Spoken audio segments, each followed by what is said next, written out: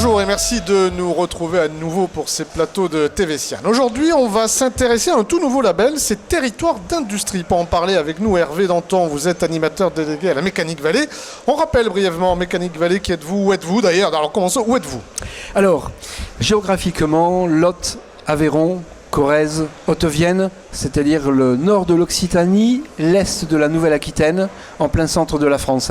Et Mécanique Vallée, alors, regroupe toutes les entreprises de l'industrie Exactement, l'industrie mécanique au sens très large du terme, du traitement de surface, de la mécanique de précision. On travaille pour tous les secteurs industriels, de l'aéronautique à l'automobile, et en passant par la machine-outil, le cosmétique, le nucléaire, etc. Nous sommes très variés.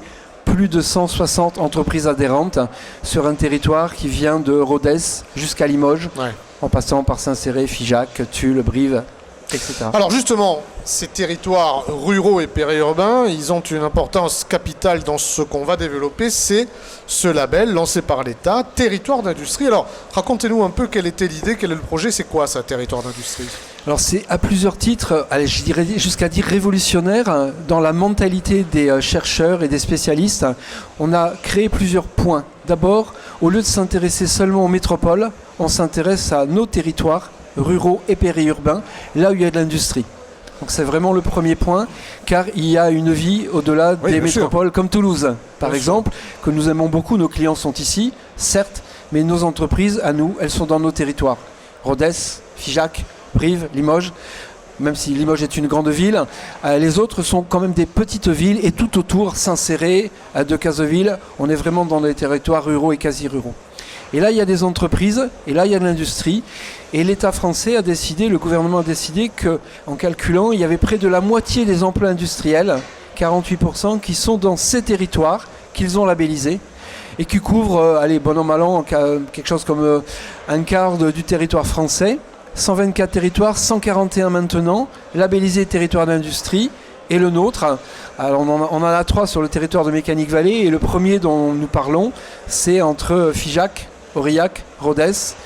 Et là, ce territoire a été labellisé et déclaré pilote parmi les 13 premiers en France. On garde ce chiffre qui est quand même important, un quart du territoire national, quasiment la moitié des emplois industriels. Exactement, et avec, quand on fait le recensement, parce que ça a été une seconde grande force du projet, on a recensé les projets de développement, les projets d'investissement, et là on s'aperçoit qu'on a beaucoup de choses dans les cartons, que les projets sont pas connus, mal connus, peu de notoriété.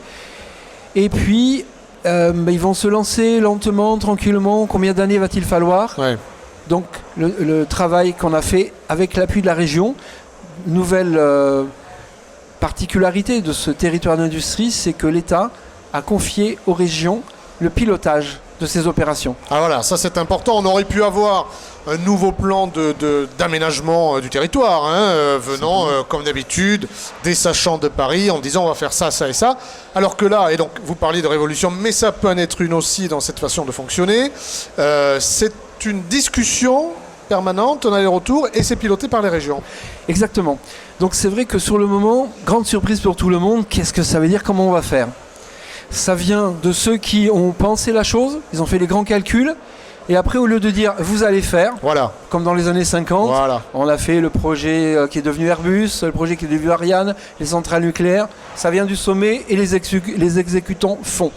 Donc là c'est quelque peu différent, on pose la question à la base, les gens du terrain on leur dit qu'est-ce que vous voulez faire, qu'est-ce que vous savez faire et comment vous pouvez le faire avec un impact assez rapide.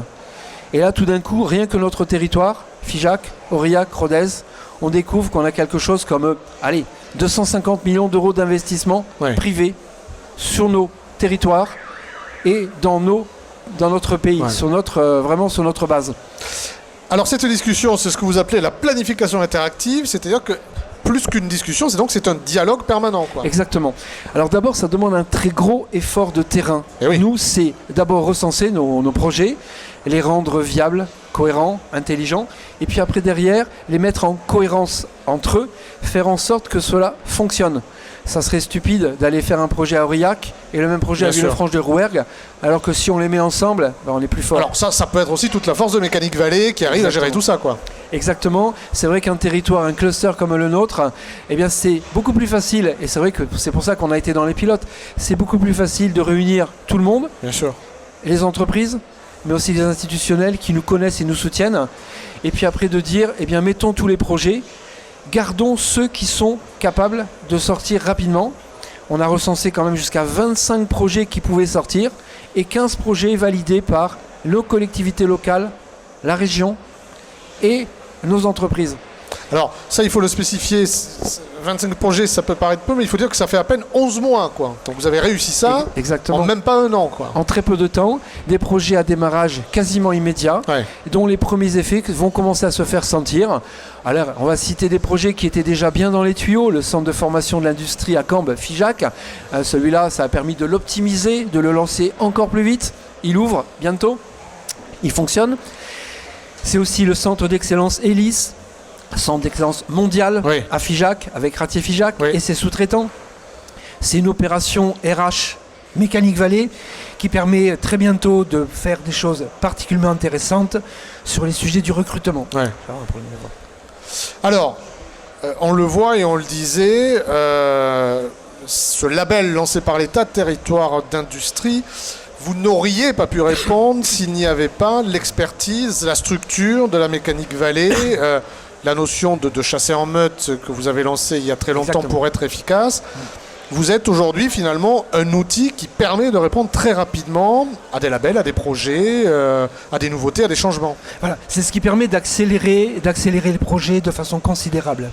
Et oui, ça c'est important, on accélère les projets. Parfait. Et bien on va vous laisser récupérer votre voix. Merci beaucoup. Et on se retrouve l'année prochaine, on se retrouve tous les ans. Avec plaisir. Au revoir.